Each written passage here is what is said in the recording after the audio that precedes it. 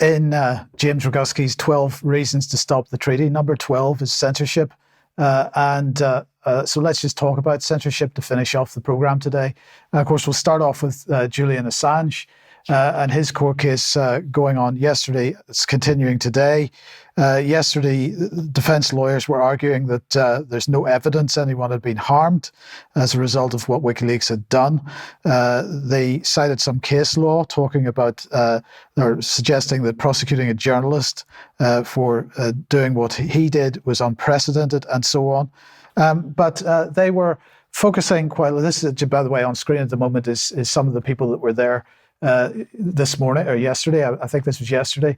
But let's just have a look at some of the comments from the defence, because they were making the point that the previous judges in the previous hearings had been talking about domestic legislation with respect to whether Assange should be extradited to the United States or not. And they were saying that they were citing the Extradition Act, which says that a person's extradition to a Category 2 category is barred by reason of extraneous considerations if and only if it appears that, and it talks about political opinions. It talks about things like race, religion, and sexual orientation, and things like this as well.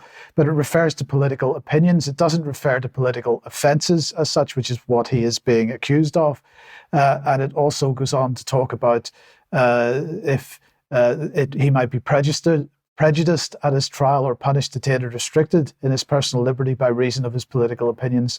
But they were making the point yesterday that the previous judges were relying on this domestic legislation when they should have been relying on the Extradition Treaty, which says very clearly that extradition shall not be granted if the offence for which extradition is requested is a political offence. And this is the Extradition Treaty between the government of the United Kingdom of Great Britain, Northern Ireland, and the government of the United States of America. So this is referring to a political offence, which is what Assange is accused of. And so that was one of the main points that they were making yesterday. Of course, the defence finished yesterday. The prosecution is dealing with issues today. But Redacted carried this article yesterday saying Julian Assange judge previously acted for MI6, and they're making the point that the judge in this case had represented the Secret Intelligence Service and the Ministry of Defence in the past. This is Judge Jeremy Johnson, and also specially vetted barrister. So we may consider that to be a massive conflict of interest, but we will wait and see what happens with Assange later. Now, moving on, then, of course, Ofcom has been active, and they've decided that they want to bring an investigation into GB News for their programme, The People's Forum, the Prime Minister. They said that they've received around 500 complaints about the programme, which aired on the 12th of February 2024. They went on to say, we're investigating under Rules 5.11 and 5.12 of the Broadcasting Code, which provide additional due impartiality requirements for programmes dealing with matters of political controversy and major matters relating to current public policy. And they went on to say that specifically Rules 5.11 and 5.12 require that an appropriate wide range of significant views must be included and given due weight in such programmes or in clearly linked and timely programmes. Now, of course, the GB News is making the point that they had a studio audience there. They didn't vet the questions that were going to be asked. But the question is this really about not having a range of significant views, or is this some kind of retaliation for something which may have happened on the programme? Let's just remind ourselves, because I'm sure most people have seen this, but just remind ourselves of what did happen on the programme. Hi, Rishi Sunak. I've got so much to say, but such little time. My name is John Watt, and I'm one of the COVID vaccine injured in this country. I want you to look into my eyes, Rishi Sunak, and I want you to look at the pain, the trauma, and the regret I have in my eyes. We have been left with no help at all.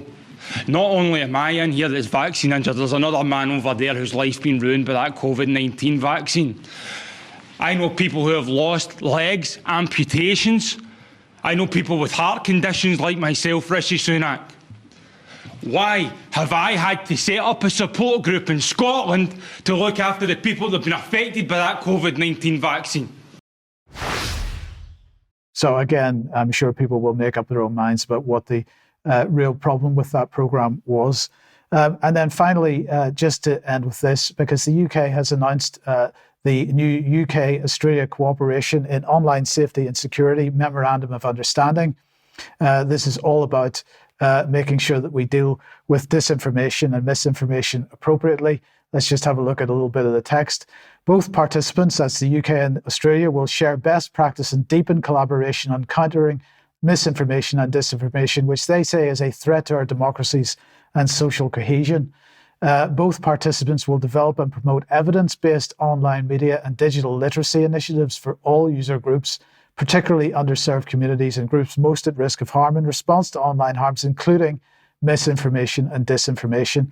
So we've seen bilateral and multilateral defence agreements over the last number of years with respect to military activity. We're starting to see similar deals being done between nations with respect to misinformation and disinformation, so-called, because becoming increasingly concerned about the truth getting out. So that is another thing we've got to keep an eye on as they build this censorship or disinformation industrial complex. Look, we will leave it there for today. I want to say thank you very much to Vanessa, to Charles, to James, and to David for joining us today. We'll be back in a few minutes if you're a UK Column member for some extra. But otherwise, we will see you on Friday at 1 p.m. as usual. See you then. Bye-bye.